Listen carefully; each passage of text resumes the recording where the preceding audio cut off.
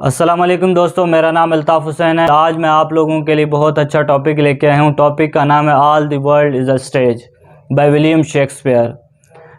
Poem को पढ़ने से पहले मैं आपको विलियम शेक्सपियर का इंट्रोडक्शन कराऊँ कि विलियम शेक्सपियर कौन थे। William Shakespeare was born in 1564 and died in 1666.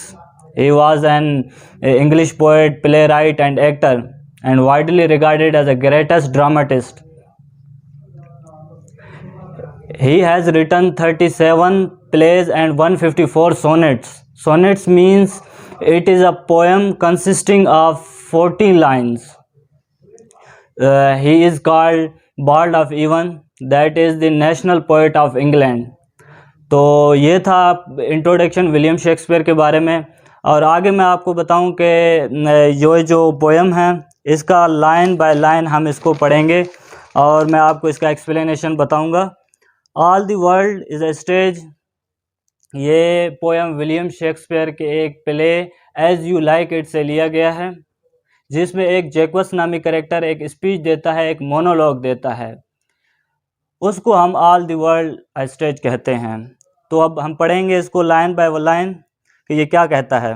All the world is a stage and all the men and women merely players, they have their exist and entrances and a man in his a time plays many part. कहता है कि ये दुनिया एक stage की तरह है, जैसे कि एक स्टेज पे एक कैरेक्टर आके मुख्तलिफ रोल प्ले करके चले जाता है। इसी तरह ही इधर बताता है कि एक आदमी, एक मैन यहाँ पे आके इस दुनिया में आके मुख्तलिफ रोल प्ले करके चले जाता है। उसका एग्जिस्ट भी है और इंट्रेंसेस भी है। मीन्स कि वो इस दुनिया में पैदा होता है और इसके बाद वो इस दुनिया से चला जाता है, मतलब उसकी वफ़ात हो जाती है, वो फौत हो जाता है। ठीक है। और कहता है एक आदमी अपने टाइम में मुख्तलिफ रोल प्ले करके चले जाता है और उसने जो है ना ज़िंदगी को 7 स्टेजेस में डिवाइड किया गया है। हिज एक बीन 7 एजेस, उसने जो है ना ज़िंदगी को 7 स्टेजेस में डिवाइड किया गया है। फर्स्ट स्टेज जो है ना वो इन्फेंट का है। वो कहता है mewling and peeking in the nurse arm. कहता है जब एक बच्चा पैदा होता है तो वो रो रहा होता है और वोमिटिंग कर रहा होता है नर्स के बाहों में।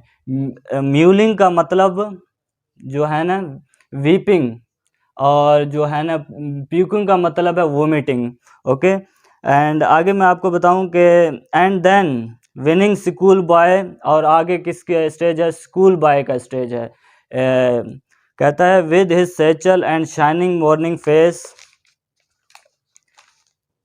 Creeping like snail unwilling to school. कहता है कि जो सेकंड स्टेज है वो स्कूल का स्टेज है।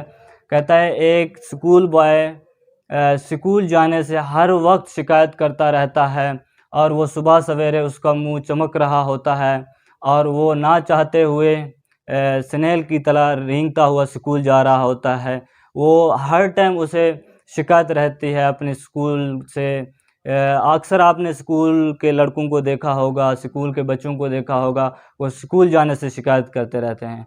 तो इधर भी ये बता रहा है कि एक लड़का स्कूल जाने से बहुत शिकायत करता रहता है। एंड देन द लवर, और इसके बाद किसकी स्टेज होती है? लवर की स्टेज होती है। इस स्टेज पे इंसान पहुंच के क्या करता है? लव करना शुरू कर देता है। और कहता है कि इस स्टेज पे जब इंसान पहुंचता है, साइंग लाइक फर्नेंस। साइंग किसको कहते हैं? सांस को कहते हैं, लंबी सांस लेना। और फर्नेंस किसको कहते हैं? भट्टी को कहते हैं, जिसमें आप कोई भी चीज़ गर्म कर सकते हैं। कहता है कि उसकी सांसें गर्म होती हैं। विद अ वूफुल बैलेड, और उसके गीतों में दर्द होता है। Made to mistress eyebrow. कहता है कि इस स्टेज पे इंसान पहुंच के जो है ना उसकी सांसें गर्म होती हैं, उसके गीतों में दर्द होता है और वो दर्द भरे गीत अपने लवर के लिए गाता है। ओके। और देन अ सोल्जर, और उसके बाद सोल्जर की स्टेज होती है। कहता है इस स्टेज पे जब इंसान पहुंचता है, full of strange oaths and bearded like the part. कहता है इस स्टेज पे इंसान जब पहुंचता है तो हर मुश्किल घड़ी के लिए तैयार होता है। ठीक है। हर मुश्किल के लिए तैयार होता है। जब इंसान अपनी पढ़ाई कंप्लीट कर चुका होता है और वो सोल्जर की तरह जो है ना हर मुश्किल और हर मुश्किल तरीन घड़ी के लिए तैयार होता है, और कहता है कि उसकी दाढ़ी भी आ चुकी होती है और जो है ना चीते की तरह उसमें एक जुनून भरा होता है। पार्ड किसको कहते हैं? लेपर्ड को कहते हैं, चीते को कहते हैं। Jealous in honour, sudden and quick in quarrel, कहता है कि अपनी छोटी छोटी बातों पे और अपनी इज़्ज़त को बचाने के लिए और छोटी छोटी बातों पे वो लड़ना शुरू कर देता है, ठीक है। Seeking the bubble reputation even in cannon mouth, कहता है कि जब वो अपने जो है ना रेपुटेशन बचाते बचाते कभी कभार अपने आप को मुश्किल में भी डाल देता है। एंड देन द जस्टिस, इसके बाद किसकी स्टेज होती है? जस्टिस की स्टेज होती है। इस इंसान के पास बहुत सारा एक्सपीरियंस आ चुका होता है और वो क्या करता है? जज करने लग जाता है लोगों को। In fair round belly with good capon line with eyes severe and beard of formal cut, कहता है कि इस उम्र पे, इस स्टेज पे पहुंच के इंसान का जो है ना पेट निकल चुका होता है, गोल हो चुका होता है, उसकी आंखों में जो है ना सीरियसनेस आ चुकी होती है, ठीक है।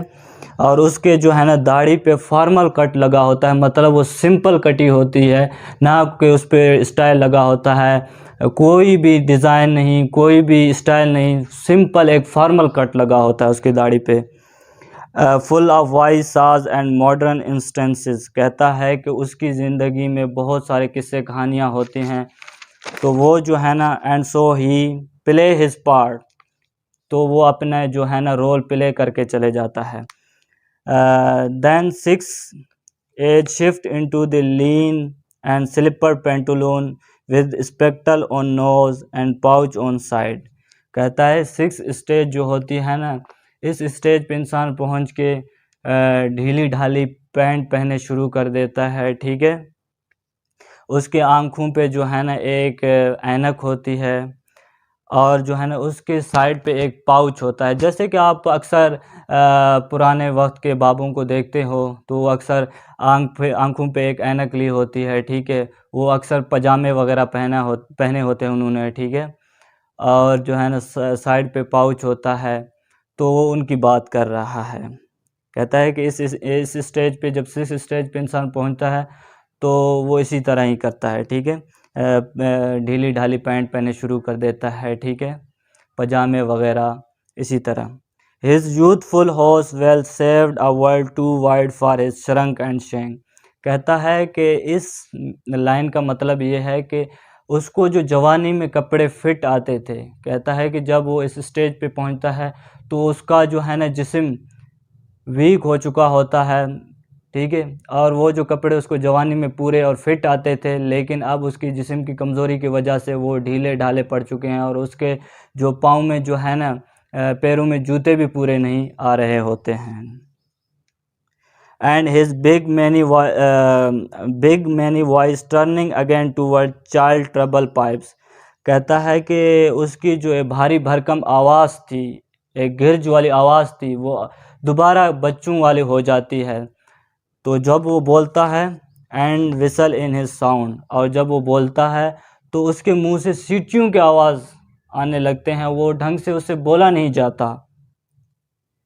Last scene of all that and this strange eventful history, कहता है आखिरी स्टेज जो होती है ना, इस स्टेज पे जौन सा भी हिस्ट्री क्रिएट किया होता है, जौन से इवेंट क्रिएट किए होते हैं, वो सब के सब ख़त्म होने वाले होते हैं और इंसान जो है ना मौत के करीब पहुंचता है।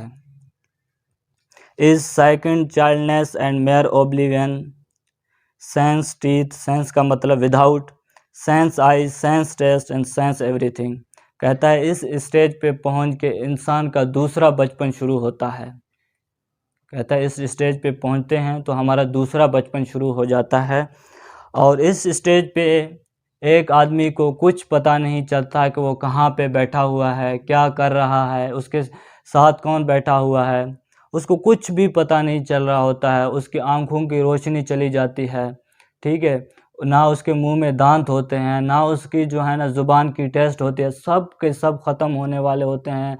और वो जो है ना बिल्कुल मौत के करीब आ चुका होता है। आज मैंने आप लोगों को इसका इंट्रोडक्शन बता दिया, इसका एक्सप्लेनेशन बता दिया, ठीक है। तो इसमें जो है ना, इस पोएम में लाइफ को 7 स्टेजेस में डिवाइड किया गया है। फर्स्ट स्टेज जो है ना इन्फेंट वाली स्टेज होती है, सेकंड स्टेज स्कूल बॉय वाली स्टेज होती है, थर्ड स्टेज जो है ना लवर की स्टेज होती है, फोर्थ स्टेज जो होती है ना वो सोल्जर वाली स्टेज होती है, जहाँ पे इंसान हर मुश्किल घड़ी के लिए तैयार होता है, ठीक है। ये सोल्जर की तरह हर मुश्किल घड़ी के लिए तैयार होता है। और फिफ्थ स्टेज जो है ना जस्टिस वाली स्टेज होती है, जहाँ पे इंसान दूसरों को जज करना शुरू कर देता है, ठीक है। उसके पास बहुत सारा एक्सपीरियंस आ जाता है, जो है ना। सिक्स्थ स्टेज जो होती है ना, वो इंसान जब बूढ़ा हो चुका होता है और ढीली ढाली पैंट पहने शुरू कर देता है, पजामे पहने शुरू कर देता है। और लास्ट स्टेज जो होती है ना, सेवन्थ स्टेज, उस स्टेज में इंसान का दूसरा बचपन शुरू हो जाता है, सेकंड चाइल्डनेस शुरू हो जाती है। तो आज मैंने आप लोगों को इसको एक्सप्लेनेशन बता दिया। उम्मीद है कि आप लोगों को समझ आई होगी। मज़ीद इंटरेस्टिंग वीडियोस देखने के लिए हमारे साथ रहिएगा। अल्लाह आप लोगों का हामी नासिर। वस्सलामु अलैकुम।